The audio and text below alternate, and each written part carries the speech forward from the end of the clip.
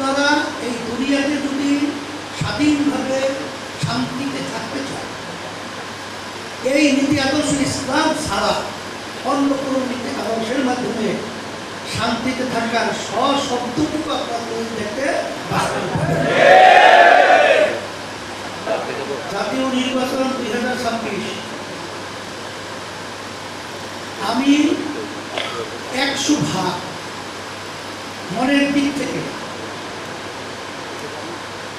আমি পরিষ্কার যে আমাদের এই কার্যক্রমগুলো যা হয়েছে, পরবর্তীতে যা হয়েছে, এখন যা হচ্ছে, সব আল্লাহর পক্ষ থেকে আমরা করছি। এর কারণ হলো ইসলামের নামে অনেকগুলো দল তো একত্রে চলতে পারে না, একত্রে রাজনীতিও করা পরিবেশ সুন্দর থাকে। একই ইসলাম আমি বলি, আরেকজন একই ইসলাম করবো, আরেকজন একই ইসলামের মানুষজন কোথায়? আসলে ইসলামের নামে যে ভিতরে যে ধোঁকাবাজি রয়েছে এটা পরিষ্কার ছিল না। আল্লাহ রাব্বুল আলামিন জাতীয় নির্বাচন 2026 এক কথায় জামাতের ক্ষোভের ভিতরে ঢুকাইয়া, তারপর আল্লাহ রাব্বুল আলামিন ওখানে আটকাইয়া, এরপর আল্লাহ রাব্বুল ইসলামকে নিয়ে সহ্য করে ইসলামী আন্দোলন বাংলাদেশকে বাংলার জমিনে সোনালী সূর্যের মতো উদিত করেছেন। বিজয় হবে।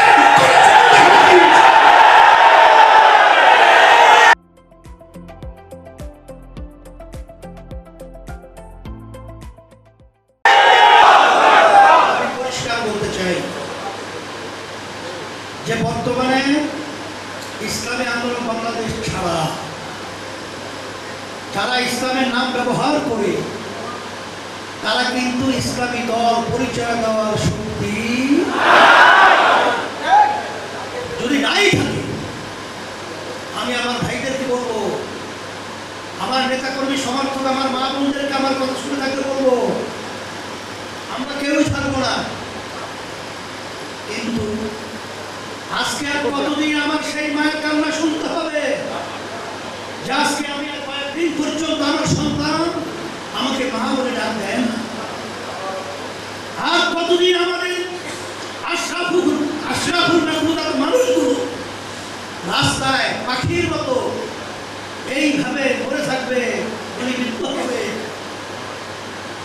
আর কতদিন দেখো মা তার সন্তানকে হারাবে, স্ত্রী তার স্বামীকে হারাবে।